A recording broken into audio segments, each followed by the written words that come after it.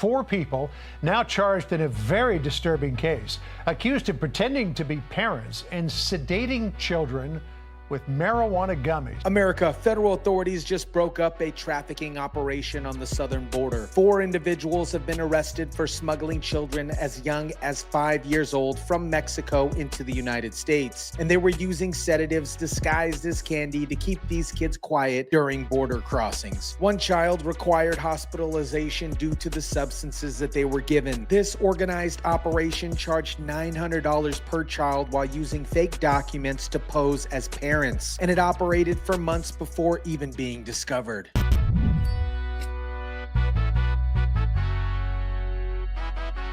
Well, federal investigators say 4 people have been arrested and charged in a child smuggling ring that brought the minors from Mexico into the U.S. Authorities allege the smugglers would drug the children to make it easier to transport them across the border and more difficult for them to communicate. What is up, guys? Tyson Dela Cruz here. Thank you so much for rocking with me. This case highlights the serious challenges we're facing to protect vulnerable children at our borders and the organized nature of human trafficking operations. Let me break down this trafficking scheme that operated from May to October 2024. The Department of Justice has charged 4 individuals, Mexican nationals, Susana Guadian, Dianne Guadian, both 50 years old, along with U.S. citizen Dianne Guadian, 32 years old, and legal resident Manuel Valenzuela, 35 years old. Here's how this operation worked. They recruited drivers to transport children from the ages of 5 to 13 from Juarez, Mexico to El Paso. The drivers were compensated $900 per child for their participation in this illegal activity. Federal prosecutors say the group illegally brought children as young as 5 into the U.S., sometimes using gummy candies laced with marijuana. The drivers would present fraudulent U.S. documents at the border checkpoints, falsely claiming to be parents of the children that they had no relationship with. Most concerning, they were giving these children substances designed to sedate them so they couldn't communicate effectively with border agents or answer questions that might expose the deception. According to court documents, one child became ill from these substances and they required emergency medical treatment. This shows the dangerous length that these traffickers are willing to go to complete their illegal operations. The court documents revealed disturbing communications between these traffickers that demonstrated how they viewed these children. The messages show a callous disregard for welfare of the minors involved in this particular operation. Court documents include text messages to the suspect translated to English, quote, "Young lady, are you working today? I have a boy 7 and 8. They are small." Another text says, quote, "Also, Fanny, I have 2 little girls ages 4 and 5. The communications treated children like commodities in a business transactions. Messages included a specific age and description showing the organized nature of this trafficking network. Investigators also discovered photographs of children on suspects' vehicles, which authorities described as documentation related to their illegal activities. Proof of life pictures of some of the children were found on the suspects' phones. Special Agent Stevens says the parents trust the smugglers to deliver their children to family members in the U.S. despite the significant risks. HSI Special Agent Stephen made an important observation about how these criminal organizations view children. He said these children are nothing more than currency to criminals and the criminal organization. This perspective and insight helps explain the callous treatment that these young victims received. Border security experts have identified a troubling pattern in trafficking operations: the use of various substances to sedate children during illegal border crossings. The case involved candy products that have been altered with controlled substances. We've seen everything from Benadryl to now these gummies being used to be able to sedate the children. And that way they're less likely to answer questions or provide anything that's going to be inconsistent or contrary to what the smuggler is saying. The purpose of this sedation is to prevent the child from being able to communicate with border agents about their true circumstances. When children are impaired, they can't explain that the adults with them are not their parents or provide information that might expose the fraudulent documents being used. Attorney General Pam Bondi addressed this case directly, emphasizing the serious nature of these charges. These individuals behind the operation provided substances to unaccompanied minors coming into the country. These monsters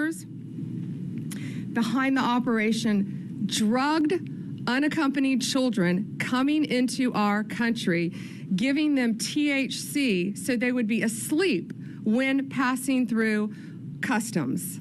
One of the children was overdosed so badly that the child had to go to the hospital. This case is part of Joint Task Force Alpha's expanded efforts to combat human trafficking operations. Since the Trump administration took office, the task force has filed charges against 56 suspected smugglers, and now they're expanding operations to include the northern borders. During this particular operation, running from May to October 2024, raises questions about how many children have been affected during this time frame. The systematic nature of this operation included recruitment of drivers, provision of fraudulent documents, and coordination through electronic communication, indicating that this was a well-organized criminal enterprise. Now, disturbing text messages between one of the defendants and a co-conspirator reveal how they would actually talk about the migrant children, almost referring to them like products. Attorney General Pam Bondi has described human smuggling as a multi-billion-dollar criminal industry that continues to evolve and adapt. The expansion of Task Force Alpha to additional border areas reflect the government's recognition that these operations are not limited to traditional crossing points. One of the most complex aspects of this case involves the roles of the families in these trafficking situations. According to investigators, some parents were paying these criminal organizations to transport their children, believing they were arranging safe passage to reunite with family members in the United States. Special Agent Stevens says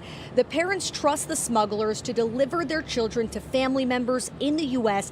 despite the significant risks.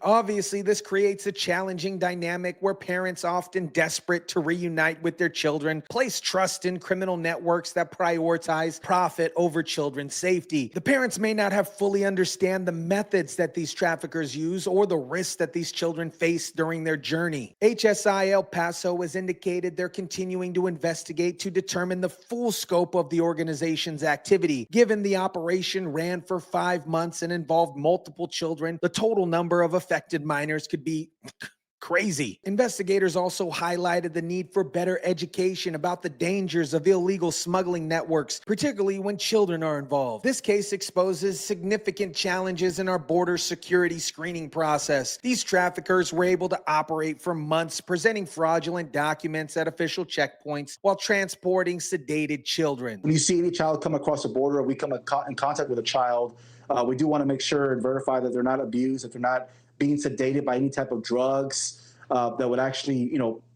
cause someone or an adult to victimize that child. Border Patrol agents have protocols for screening children, but the volume of crossing and the significant methods used by these particular traffickers have made detection very difficult. This multi-agency approach is absolutely essential when combating organized trafficking networks that operate across jurisdictions. Now, the 4 defendants were charged with conspiracy to transport illegal aliens and to bring illegal aliens into the United States for profit. The feds do say this was part of Operation Take Back America. Operation Take Back America represents a focused effort to address human trafficking and related crimes. The crimes in this case include conspiracy to transport individuals illegally, bringing people in the United States for profit, which carry significant penalties. America, this case demonstrates the serious nature of child trafficking operations at our border and the lengths that these criminal organizations will go just for profit. We're talking about children as young as 5 years old being given substances that impair their ability to communicate or seek help. The fact that this operation continued for 5 months, processing multiple children at $900 apiece, shows the organized nature of these criminal enterprises. These aren't isolated incidents. They're part of a larger network that exploited vulnerable population. The successful investigation and prosecution of this case shows that law enforcement agencies are working together to identify and stop these operations. The expansion of Task Force Alpha and Operation Take Back America demonstrates a commitment to addressing human trafficking comprehensively. For the families considering dangerous border crossings, this case illustrates serious risks involved, particularly for children. Legal immigration processes, while sometimes lengthy, provide safe and legitimate pathways that don't put your children at risk. The 4 individuals charged in this case are now facing some serious federal charges that could result in significant prison sentences. Moving forward, continued investment in border security technology, agent training, and interagency coordination will be essential for identifying and stopping similar operations before more children are at risk. Let me know what you guys think about this. Drop it down in the comment section down below. Smash the like button if you kindly would. Share, subscribe, and as always, guys, I'll catch you on the next one.